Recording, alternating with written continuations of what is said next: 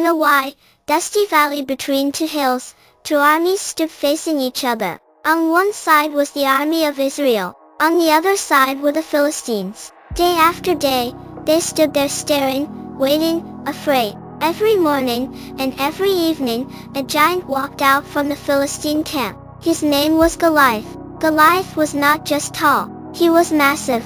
His armor shone under the sun like metal walls. His voice was loud, deep, and frightening. When he spoke, the ground felt like it trembled. Fear entered the hearts of the Israelite soldiers. Strong men who had fought many battles suddenly felt small. Trained warriors looked down. No one stepped forward. Not one. Even King Saul, the tallest and strongest man in Israel, stayed silent in his tent.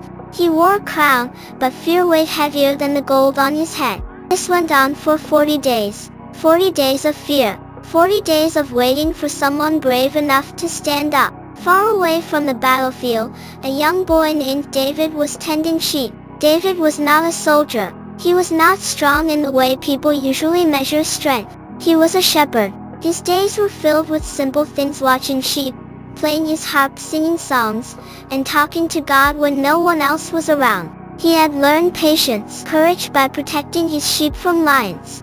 One day, David's father called him. "David," he said, "take this food to your brothers at the battlefield. Go see how they are doing and bring me news." David obeyed. He left the sheep with another shepherd and set out early in the morning. When David reached the camp, he heard shouting. Not the sound of fighting, but the sound of fear. He ran closer, just in time to see Goliath step forward again. The giant shouted his challenge, mocking Israel and their God. David watched carefully. He noticed something strange. The soldiers, grown men with swords and shields, were shaking. Some stepped backward. Others whispered in fear. David turned to the men beside him and asked, "Why does no one fight him? Who is this man that he should insult the armies of the living God?" The men stared at David. "Don't you see how big he is?" they replied. "He will kill anyone who tries." David frowned. He wasn't impressed by Goliath's size. He wasn't moved by the nose. He simply kept asking the same question. Why is no one standing up? Soon, word reached King Saul that a young shepherd was speaking boldly. David was brought before the king. Saul looked at him, small, young, with no armor. "You cannot fight this Philistine," Saul said gently. "You are only a boy, and he has been a warrior all his life." David took a deep breath. "My king," he said, "I have been a shepherd. When a lion or a bear came and took a sheep, I went after it. I struck it and rescued the sheep. The same God who saved me from the lion and the bear will save me from this giant." Saul saw something in David's eyes. Not pride, not anger, but quiet confidence. So Saul agreed. He dressed David in armor, heavy metal, thick and stiff. David tried to walk, but he couldn't. It was too much. "I can't fight like this," David said. He took the armor off. Instead, David picked up what he knew best, his sling.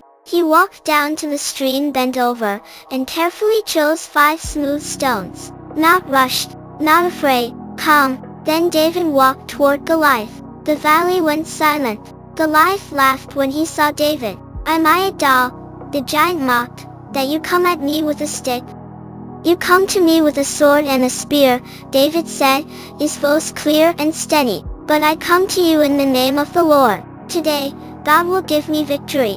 The words shocked everyone. A boy speaking like a king, a shepherd speaking without fear. Goliath charged. David did not run away. He ran toward the giant. In one smooth motion, David placed a stone in his sling, swung it around his head, and released it. The stone flew through the air. It struck Goliath on the forehead. The giant stopped. He swayed, and then fell. Silence followed. Then the Israelite army erupted in cheers. The giant was defeated. Fear was broken. Courage had won. David stood there, breathing hard, knowing it was not his strength that won but his faith. That day, everyone learned that courage is not about size. That sometimes, the biggest battles are won by those who refuse to believe they are small.